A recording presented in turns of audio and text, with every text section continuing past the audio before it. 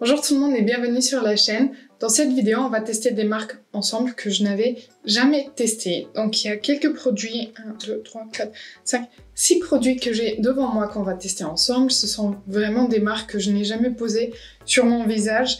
Donc je suis curieuse de savoir ce que ça va donner. Il n'y en a pas pour tout le processus de maquillage, mais il y en a pour une belle partie. Donc on va tester ça ensemble et on va voir ce qu'on pense de ces marque que je n'avais jamais testée. Le premier produit, c'est la base pour le teint. J'ai la base Superfood Glow Priming Moisturizer, une crème hydratante illuminatrice de chez Elemis qu'on va tester ensemble. Qui se présente comme ceci. Il y a 60 ml dedans à l'intérieur, donc il y en a pour un moment.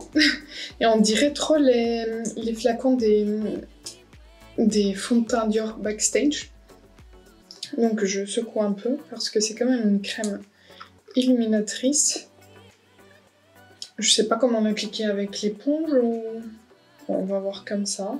Pour voir déjà la texture. Ok. Ok, c'est vraiment comme une crème hydratante. Et on va y aller. Je vous avouerai que l'hydratation en ce moment, c'est pas vraiment quelque chose dont ma peau a besoin. Comme vous voyez, j'avais déjà les cheveux attachés parce que il fait vraiment très très chaud chez moi en ce moment. Et c'est compliqué parce que comme on est à la campagne, il n'y a pas de brise de la mer, il y a rien. Et voilà, c'est vraiment très lumineux, mais c'est très agréable à appliquer. C'est vraiment comme une crème hydratante. Donc c'est ce que ça dit, mais je pensais que c'était plus pour préparer la peau à recevoir le maquillage, donc c'est bon. On va continuer. Pour le fond de teint, j'ai un produit d'une marque que je n'avais jamais testé, la marque Zao, ou alors j'en ai pas le souvenir. C'est la soie de teint, un fond de teint fluide, comme ça, que j'ai dans la teinte 710. Et pareil, on va voir ce que ça donne. Donc Zao, c'est une marque bio. Donc ils sont certifiés bio, ils sont 100% naturels et c'est cruelty free. Il y a 30 ml, j'espère juste que la teinte est bonne. Il y a une petite protection. Hop. On verra. On verra. Est-ce que ça dit quelque chose par rapport à la couvrance ou... 100% du total des ingrédients sont d'origine naturelle, 20% du total des ingrédients sont issus de l'agriculture biologique et c'est tout parfum 100% d'extrait naturel. Bon, écoutez, on va voir. Ouh, j'ai peut-être fait sortir beaucoup trop. Oh, il est épais. Est-ce que vous voyez à quel point il se tenait? Pourquoi j'ai pas de miroir? Je joue avec le feu. Bon. La teinte a l'air quand même bien.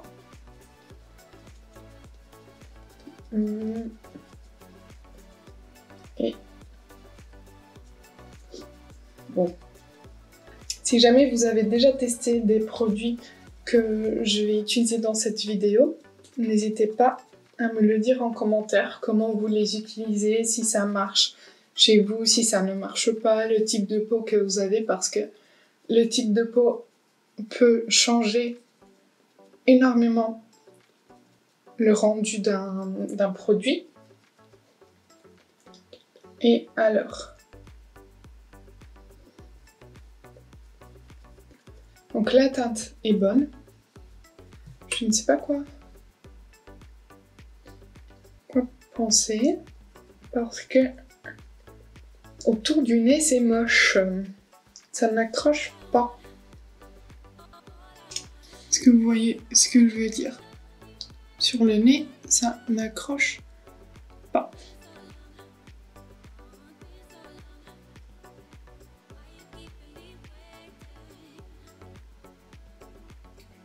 Non, en fait, il a du mal un peu partout.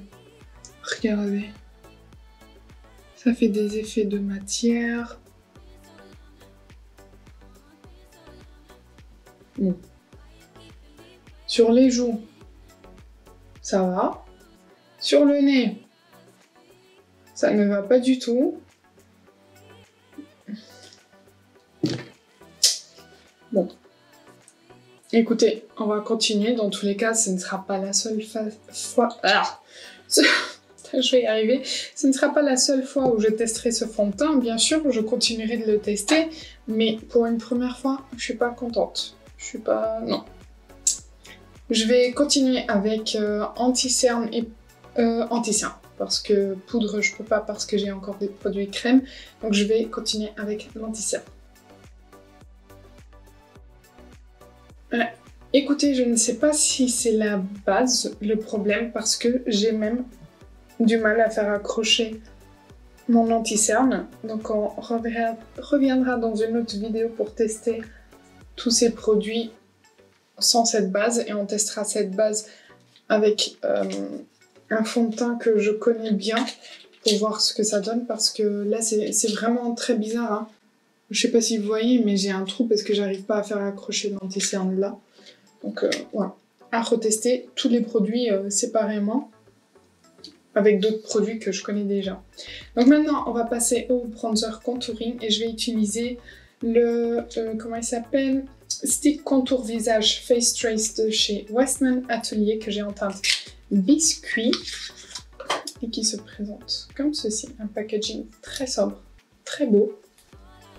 Et je vais prendre un pinceau. J'ai pas vu comment ça se passe, j'ai pas envie de aller directement. Donc je vais prélever avec un pinceau.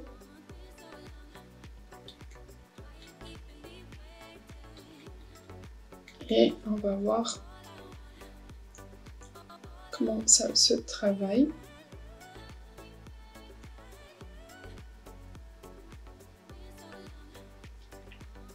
Et ce produit m'a été recommandé par une copine, donc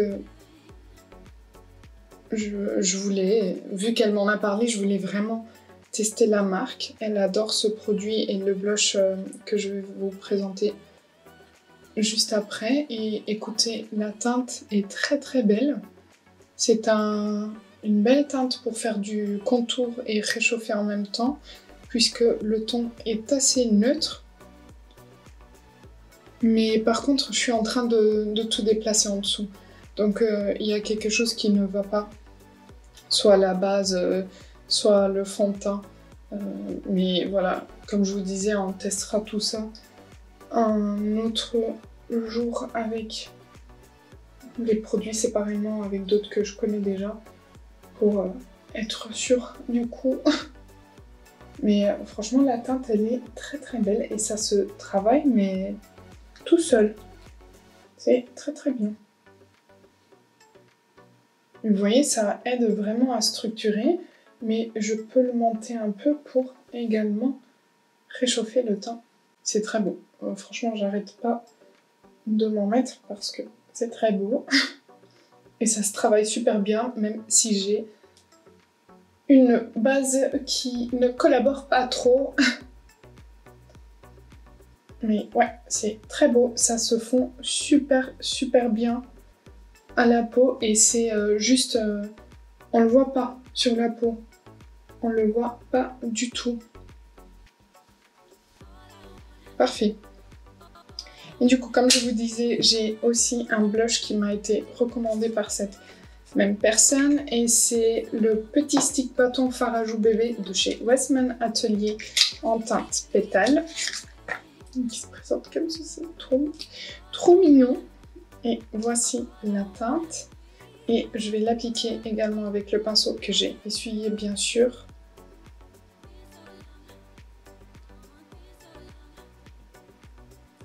C'est bien pigmenté.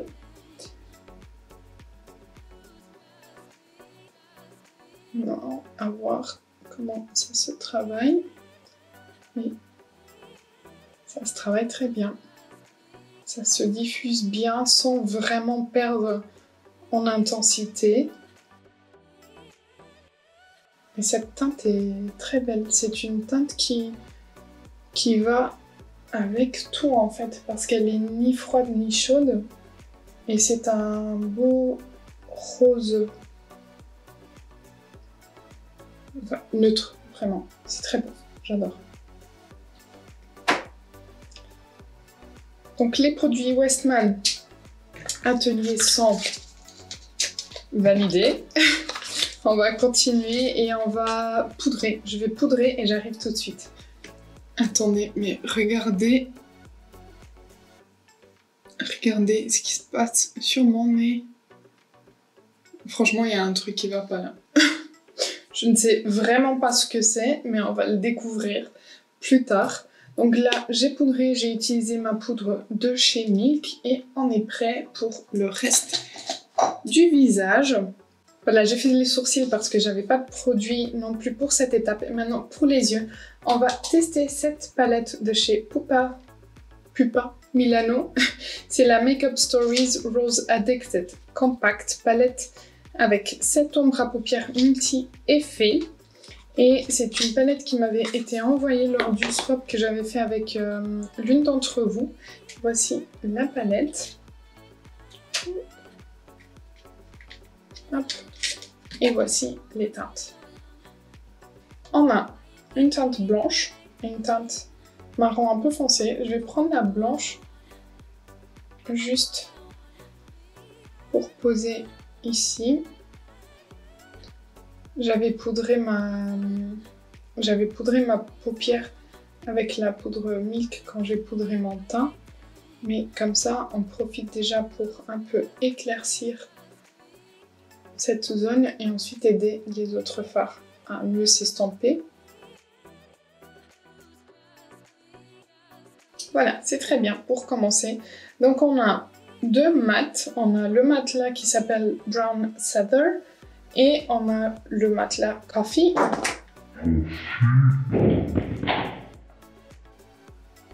Ah, j'ai eu peur.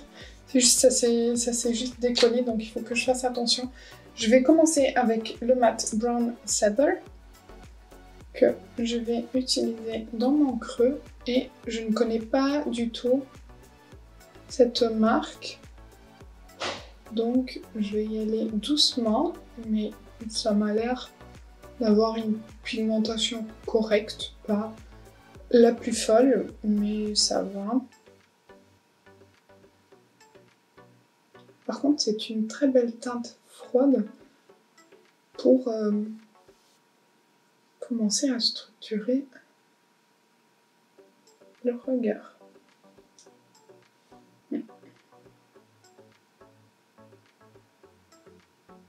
Ouais, c'est pas mal, vous voyez, ça fait direct quelque chose là.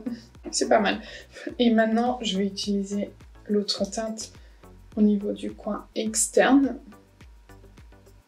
Ah, c'est bien pigmenté là. Ok, je travaille un peu pour la fondre.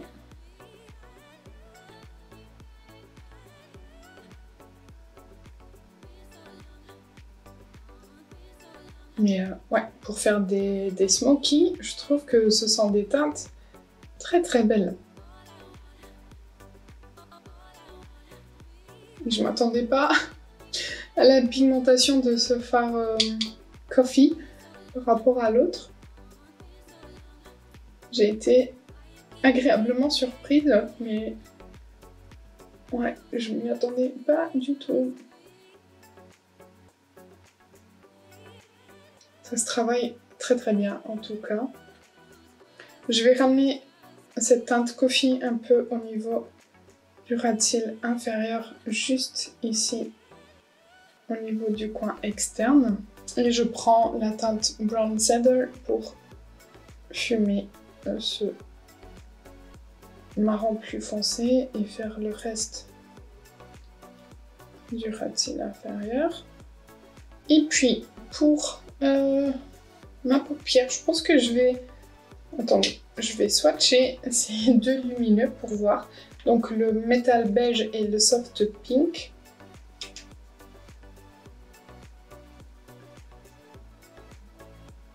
Je sais pas quoi faire. Je pense que j'ai envie du soft pink plus vers le coin interne et ensuite le métal beige sur le reste. Je vais juste voir le rose gold. Qui est très crémeux. Qui a l'air d'être un peu multichrome.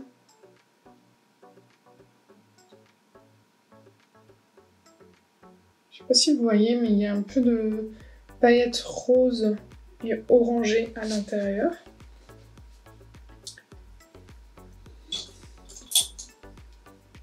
J'ai pris un pinceau plat. Je vais donc prendre la teinte Soft Pink pour commencer par le coin interne. Je termine mes phrases, bien sûr. C'est une teinte très subtile, mais très belle, qui va bien illuminer la paupière. Et donc ensuite, je passe sur la teinte Metal Beige. En fait, je trouve que c'est une palette qui est bien pour les gens qui aiment bien se maquiller pour aller au travail, mais que ce soit pas trop imposant, que ce soit classe, on va dire. Je dis pas que les paillettes c'est pas classe, je reprends un peu du rose pour réintensifier sa présence ici. Je dis pas que les paillettes c'est pas classe, mais il y a des gens qui n'aiment pas porter de grosses paillettes pour aller au travail, alors qu'ici on est sur quelque chose de bien bien camouflé, on dirait. Enfin, je sais pas comment vous expliquer, mais c'est juste lumineux. C'est pas waouh, mais c'est très beau pour porter pour tous les jours. Bon, voilà ce que ça donne. J'ai quand même envie d'aller sur le doré crémeux là et en poser juste un petit peu par-dessus. Voilà, pour amener un petit peu plus de lumière parce que moi j'aime bien. Mais c'était très beau comme ça. Hein. C'est juste que moi j'aime bien la lumière. Et vous me connaissez, les paillettes sur le teint, non. Les paillettes sur les yeux, ramenez-les. J'ai appliqué mon mascara parce que je n'ai pas de mascara à découvrir avec vous. Enfin, pas d'une marque que je ne connaisse pas. Et maintenant, on va passer aux lèvres. On va appliquer le Hydrating Lip Plumper, repulpeur à lèvres hydratant de chez Ronde Cosmetics, que j'ai en teinte mise à nu, si je comprends bien. Ouais.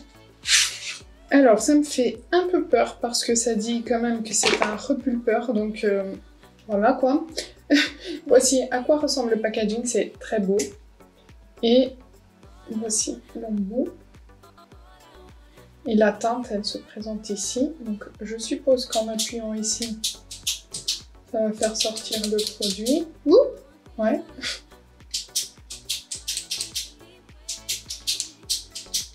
Ça me fait un peu peur, je vous avouerai.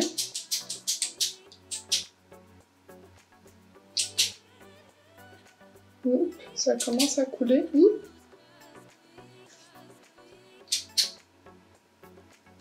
Ça commence à sortir.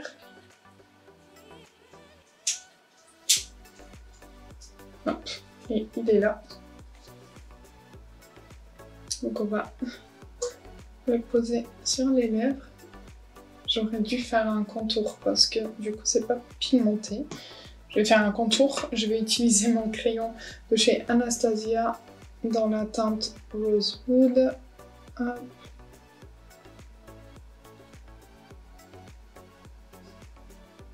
Pas comme si j'allais sortir avec ce maquillage affreux, mais bon.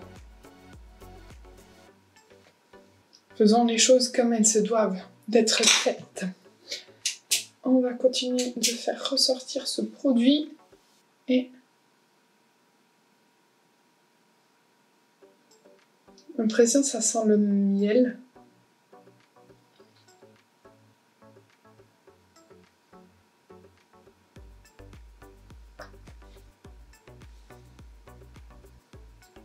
Ça ne pique pas, pour l'instant. Et ce que j'aime bien avec cette pointe, c'est qu'on peut la nettoyer. Ce qui est très très bien.